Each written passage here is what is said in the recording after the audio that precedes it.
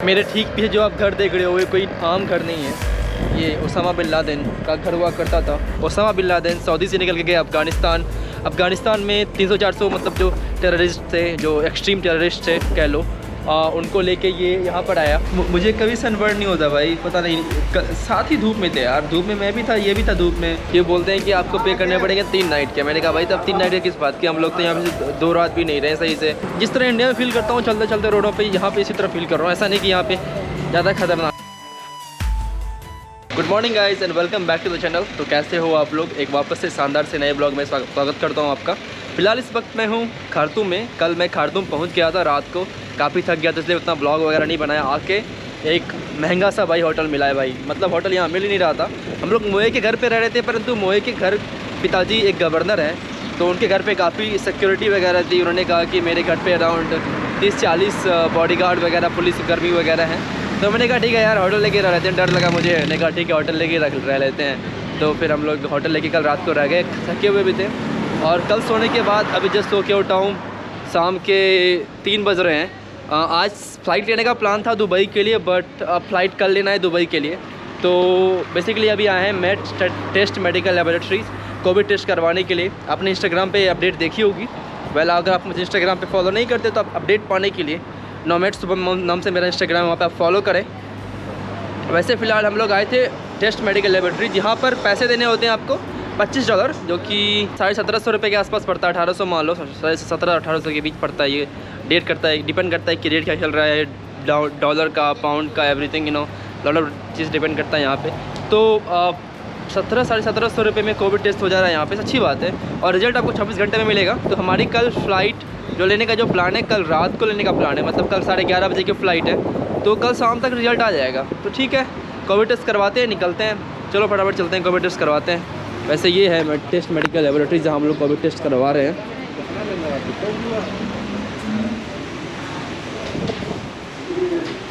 Are you ready for the COVID test?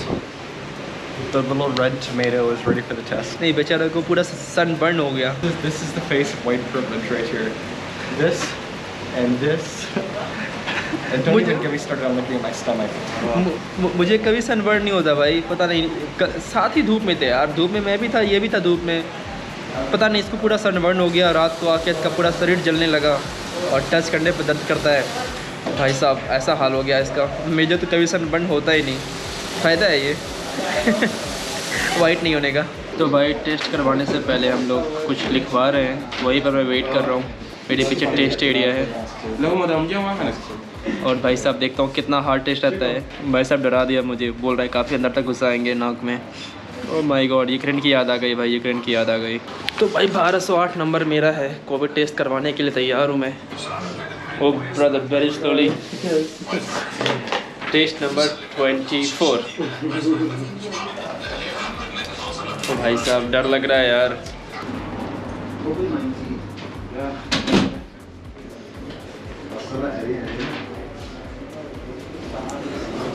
Okay, finish. It was not so bad, brother. It was not so bad.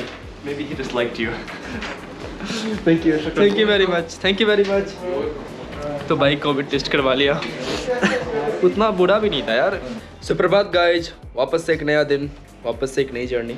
मैंने बताया था कि मैं आ गया था अपने होटल, बट मैं आपको दिखा नहीं पाया था। तो ये हमारा होटल था भाई, बस कुछ नहीं, इतना छोटा सा है ये।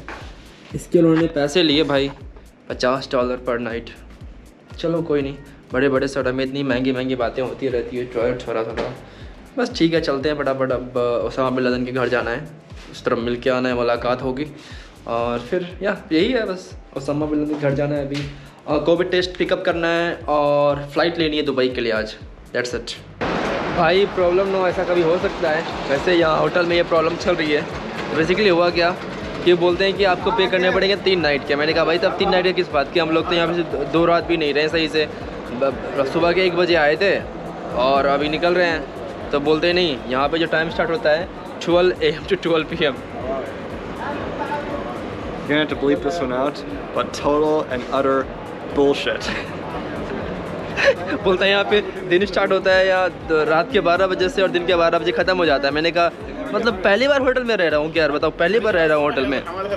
3 साल से घूम रहा हूँ होटल में, रहता हूँ, पहली बार थोड़ी है।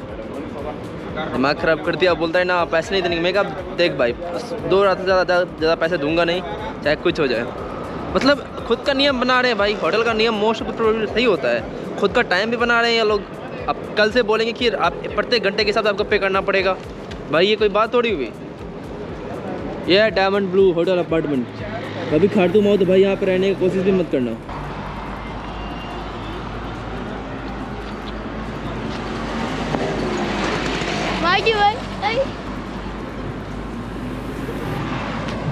यहाँ पे लोग यार परेशान कर देते हैं। आप रोड पे चलोगे पैसे मांगने लगेंगे, पैसे देना पड़ेगा।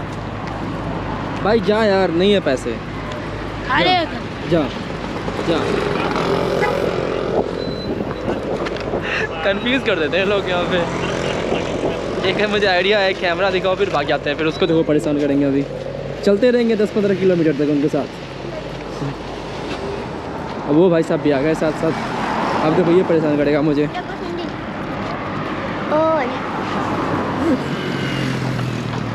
ये बड़ा प्रॉब्लम है यार। ये लोग काफ़ी ट्रेंड होते हैं यहाँ पे, मैंने फ्रेंड से सुना है।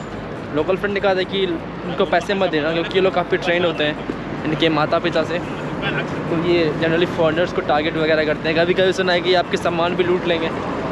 तो ऐसा हाल है भाई यहाँ पे। वेल ऐसा ही ये स्ट्रीट है खारतूम की। लास्ट डे हमारा खारतूम में चल रहा है ऐसे। एक अच्छी बात लगी इन सब चीज़ों को छोड़ के यहाँ पर सारा माहौल सेफ़ है। ऐसा नहीं कि थोड़ा अनसेफ वाला उतना माहौल है। सारा माहौल यहाँ पे काफ़ी सेफ़ है। बस छोटे मोटे बच्चों को छोड़ के जो कि रोड पे पैसे मांगते हैं, काइंड ऑफ इंडिया वाला हाल है। बाकी चलो चलते हैं। सेफ़ है यार, कंट्री काफ़ी सेफ़ है। मतलब जिस तरह इंडिया में फील करता हूँ चलते चलते रोडों पे, यहाँ पे इसी तरह फील कर रहा हूँ। ऐसा नहीं कि यहाँ पे ज़्यादा खतरनाक है। एक्चुअली इथियोपिया थोड़ा अनसेफ था, बट ये नहीं, सूडान नहीं।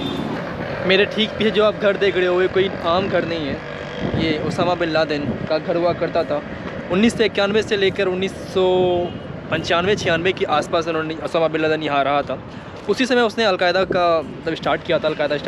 अलकायदा टेररिज्म ग्रुप का स्टार्ट किया था। तो ये इसका घर है भाई, इस तरह दिखता है। ये सिक्योरिटी वगैरह उन्होंने बाद में लगवाया था, क्योंकि उसके ऊपर कुछ अटैक वगैरह हुआ था और कुछ पीछे मशीन्स गन्स वगैरह भी रहती थी। बेसिकली स्टार्ट हुआ 1911 से, जब सऊदी में हालात थोड़े बिगड़ने लगे, जब लाइक यूएस अपनी फोर्स भेजने लगी सऊदी वगैरह में। तो ओसामा बिन लादेन सऊदी से निकल के गए अफ़गानिस्तान में 300-400 लोगों को 300-400 मतलब जो टेररिस्ट थे, जो एक्सट्रीम टेररिस्ट थे कह लो, उनको लेके ये यहाँ पर आया, सूडान आया और कुछ सेटलमेंट करना था अफ़गानिस्तान में। यहाँ पर आके ये 4 साल रहा, अपने 4 वाइफ के साथ यहाँ पे रह रहा था। और कहा जाता है कि 5वां अभी शादी इसने यहीं पे किया था। और तो 4-5 वाइफ के साथ ओसामा बिन लादेन यहाँ पे रहता था। और ओसामा बिन लादेन खुद जो उसके पिता थे उसके 10वें वाइफ का बेटा था।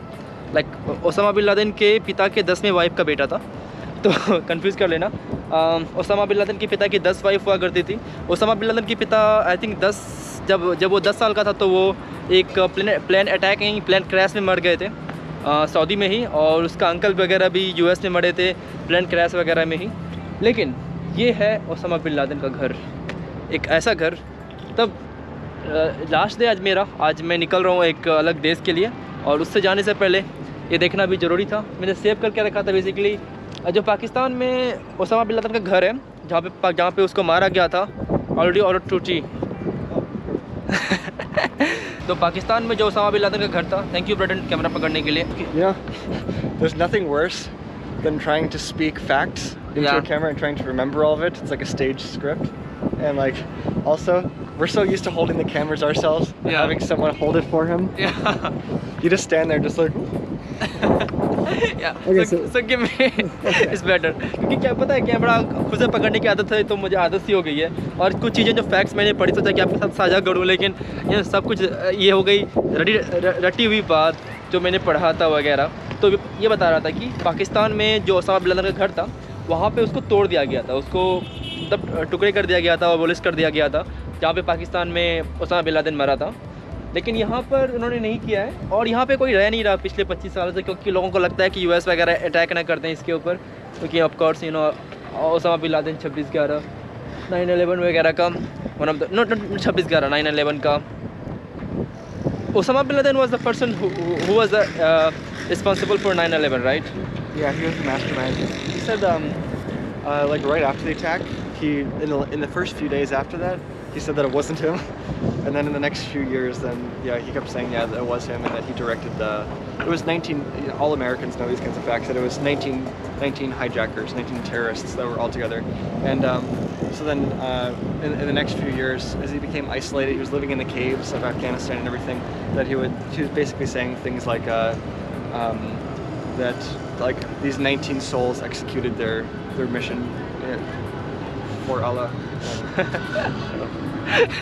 तो ये कुछ भाई ऐसा हुआ था ओसामा बिन लादेन के साथ। और मैंने यहाँ पे सुना है, लोग बता रहे थे कि वो काफ़ी हम्बल पर्सन था। अब यहाँ पे आता था, पहले इसके पास कोई एसी वगैरह भी नहीं थी, मतलब काफ़ी सिंपल लाइफ जीना चाहता था। हालांकि वो बिलियन का बेटा था, उसके पिताजी one of the richest person थे सऊदी और यमन के, लेकिन वो सिंपल लाइफ जीना चाहता था। और उसके बाद ये यहाँ पर आया, वहाँ पे रहा 4-5 साल। यहाँ पर आने के बाद सब कुछ ठीक रहा। 3-4 सालों तक गवर्नमेंट ने यहाँ पे उसने एक्चुअली काफ़ी इन्वेस्ट वगैरह भी किया, मतलब कुछ ज़्यादा ही पैसे खर्च किए। फिर उन्होंने फॉर्म वगैरह किया, कुछ सूडानी लोगों को जॉब दे रहा था। अराउंड कहा जाता है कि 40 से 50 मिलियन डॉलर उसने यहाँ पे खर्च किए थे। तो करोड़ में आप लगा लेना कितना करोड़ रुपये खर्च किया था। यहाँ भी ये पैसा बर्बाद कर रहा था, बर्बाद नहीं खर्च कर रहा था, इन्वेस्ट कर रहा था।